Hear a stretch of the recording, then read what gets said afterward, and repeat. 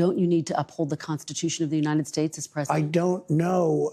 I have to respond by saying again, I have brilliant lawyers that work for me. This piece of trash, un-American president doesn't know if he should uphold the Constitution.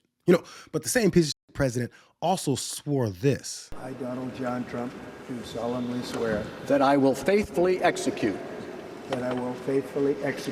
the office of President of the United States the office of President of the United States and will, to the best of my ability, preserve, protect, and defend the Constitution of the United States. The Constitution of the United States. So help me God. So help me God. Congratulations, Mr. President. Listen, imagine how instantly any political figure's career and time in office would have been over if they even hesitated before saying they should uphold the Constitution. But we're somehow supposed to deny that he's not what his vice president told us he is, America's Hitler. It's an indictment on too many Americans that are willing to accept what his chief of staff told us he is, a fascist in the White House. Or you could just listen to him tell you. Your Secretary of State says everyone who's here, citizens and non-citizens, deserve due process. Do you agree, Mr. President? I don't know. I'm not a lawyer. I don't know. Well, the Fifth Amendment says I don't know. It seems it might say that, but if you're talking about that, then we'd have to have 1 million or 2 million or 3 million trials. We have thousands of people that are some murderers and some drug dealers and some of the worst people on earth, some of the worst, most dangerous people on earth. And I was elected to get them the hell out of here, and the courts are holding me from doing it. But even given those numbers that you're talking about, don't you need to uphold the Constitution of the United States as president? I don't know. I have to respond by saying again, I have brilliant lawyers that work for me, and they are going to obviously follow what the Supreme Court said. What you said is not what I heard the Supreme Court said. They have a different interpretation. All this was another blatant display of the lack of respect this guy has for the country. He doesn't care that anyone that watched that didn't need any analysis to see how little he even tried to mask his lies that somehow have gotten even more egregious. Prices are already going up on some popular items. Tires, strollers. This is such a dishonest interview already. Prices are down on groceries. Prices are down for oil. Prices are down for all energy. Prices are down at tremendous numbers for gasoline. And let me tell you, when you have the big thing, what he did, he spent like a stupid person, which he was, but he spent like a very stupid person, and that was bad for inflation. But what really killed us with inflation was the price of energy. It went up to $3.90, even $4, and in California, $5 and $6, right? Okay, I have it down to $1.98 in many states right now. When you go that much lower on energy, which is ahead of my prediction, because I really thought I could get it down into the 250s. We have it down at $1.98 in numerous places. But when you say costs are going up, even mortgage rates are going down. The Hunchback of Notre Dame there had to interrupt before too much truth and reality made it to his supporters' ears before he inserted the same alternate reality of grocery prices being down and gas prices somehow being $1.98 in many states. States he never identifies or ever he's even asked to identify, which makes me wonder why they keep sending terrified journalists to interview this extreme liar. Did NBC not notice that tons of Americans celebrated even when there's the slightest pushback that he got from Terry Moran from ABC News last week? Well, but let me give you some examples. These are actual examples. So you're saying the prices that are going down, some prices are going up, tires, strollers, some clothing in the wake of your tariffs. Excuse me, that's peanuts compared to energy. Energy is 60% of the cost. But sir, you campaigned on a promise to bring prices down on day Well, I don't know. When you say strollers are going up, what kind of a thing? I'm saying that gasoline is going down. Gasoline is thousands of times more important than a stroller someplace. But what do you say to Americans who say they voted for you because they want and they need relief right now? And they're getting it.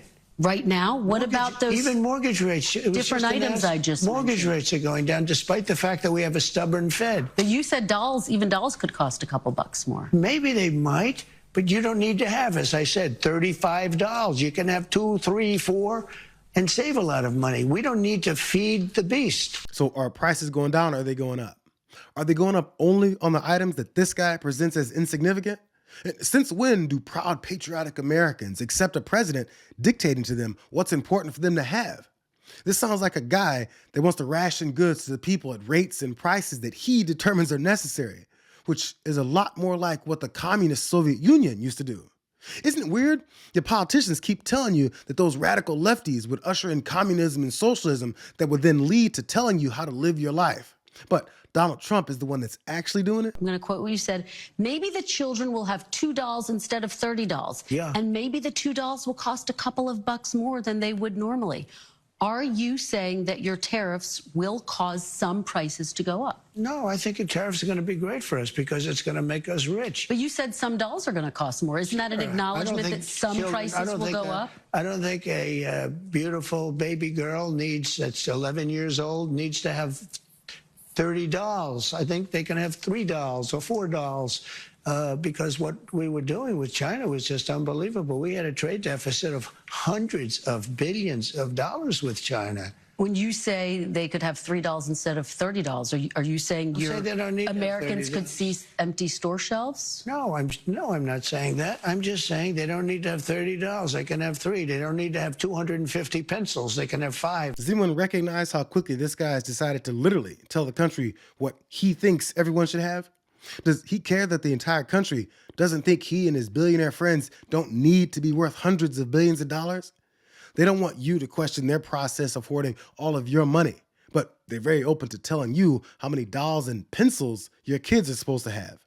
And he's talking pencils and dolls because it's too startling to say food, clothes, prescriptions, and cars. What people don't understand is, and this is a lot, the country eats the tariff. The company eats the tariff. And it's not passed along at all. Well, some CEOs are saying they're going to have to pass it on. So how do you deal with those CEOs? But the company, how do you deal with those CEOs? China is eating the tariffs right now. What do you say to those CEOs who are saying we might have to pass this on to the consumer? Well, they say that because maybe it's to their advantage to say it. Will Maybe you punish them? No, because you know what? I want them to build plants in the United States. That way they don't have any tariffs. See, tariffs will, and not only will, look at what's happened. In 2 months, we're close to $9 trillion of investment. We've never been anywhere near that. Just a complete dismissal of the facts about how these work. If the exporting country eats the tariff, why was he just talking about American citizens having to pay more for fewer dolls for the beautiful 11-year-old girls he once fantasized about soon dating? Soon. Thursday night. You're going up the escalator? I'm going to be dating her in 10 years. Can you believe it? You can hear him say, I'm going to be dating her in 10 years. Can you believe it? And when Amazon decided to be transparent and clearly show customers where and how Trump's tariffs caused the prices of products to be more expensive, he lost his shit and leaned on Jeff Bezos to take it down so that his lies wouldn't be directly exposed. What did you say to Jeff Bezos? He's just a very nice guy. We have a relationship. I asked him about it. He said, well, I don't want to do that. And he took it off immediately. So he changed course. And will you take that same tactic with other CEOs if you I'll feel always like call people if I disagree with them. If I think that somebody's doing something that's incorrect, wrong, or maybe hurtful to the country, I'll call, absolutely. Wouldn't you want me to call? Biden wouldn't call because he didn't know what was happening, but I do. What he sees as hurtful to the country is accurate information to American consumers. You know, people should pay attention to exactly what he's saying. And this final moment when Kristen Welker asks him when this economy will become the Trump economy, his refusal to accept responsibility for anything tells the entire story of where he thinks accountability should lie. Trump economy? It partially is right now, and I really mean this. I think the good parts are the Trump economy and the bad parts are the Biden economy because he's done a terrible job. He did a terrible job on everything.